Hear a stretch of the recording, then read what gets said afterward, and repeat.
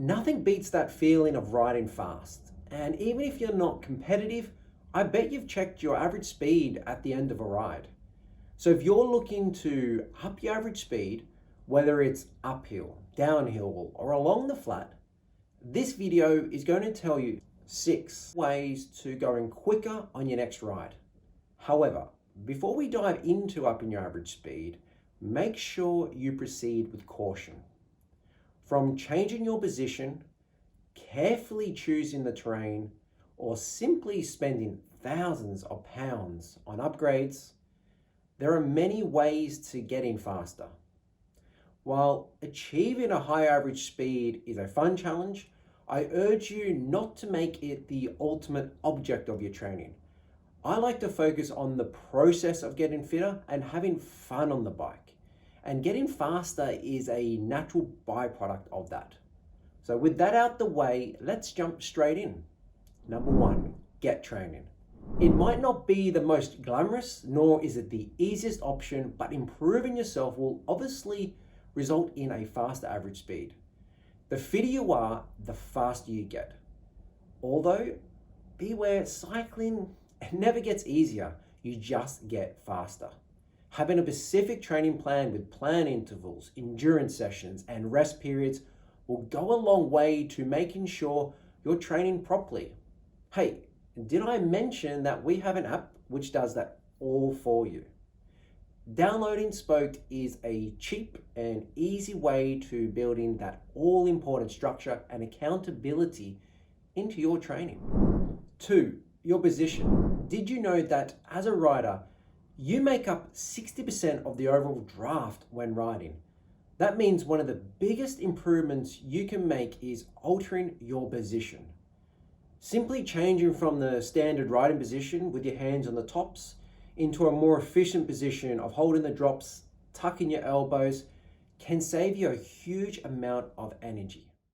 It is difficult to put an exact figure on how many watts you will personally save by changing position without going into a wind tunnel. However, AeroCoach, a British-based company, put that to the test with one of their sample riders, and the difference achieved by the aforementioned change was a massive 35 watts.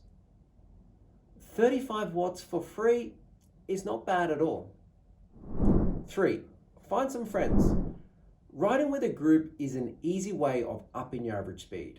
Have you ever wondered why a professional peloton is able to maintain an average speed well above 25 miles or 40 kilometers an hour for multiple hours?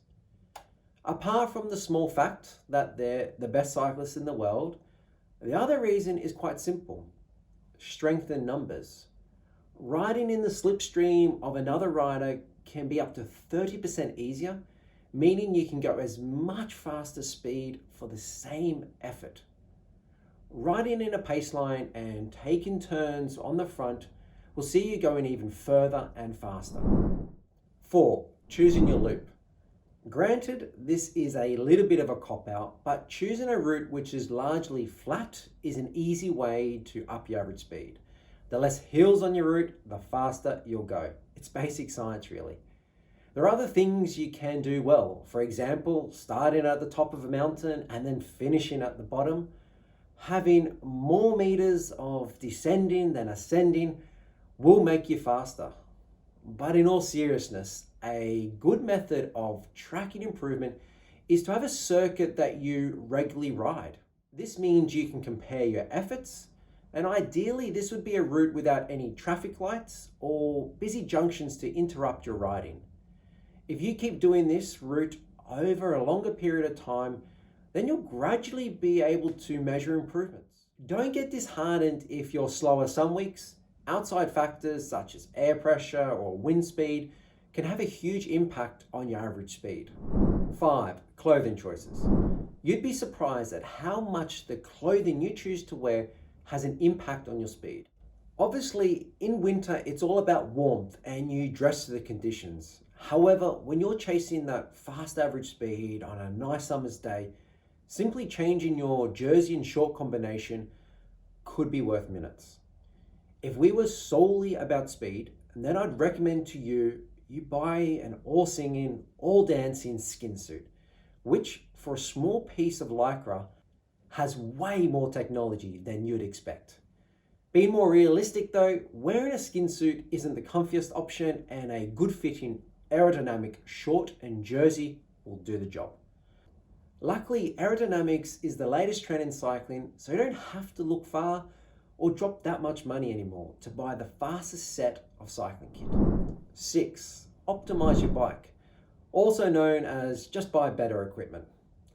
After everything I've just said, the easiest way to up your average speed is simply to buy faster equipment.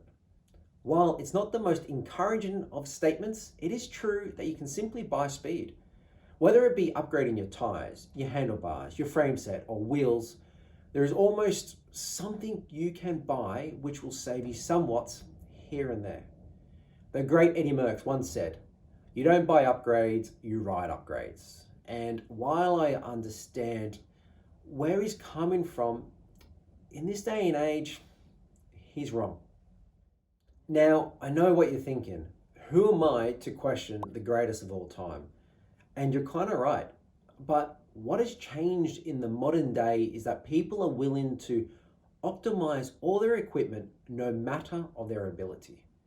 Now, whether that's a few £100 or many thousands of pounds, becoming faster can quickly become an arms race.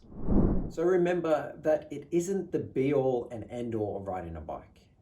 There you have it, 6 tips to make yourself faster. But what about you? What did I miss?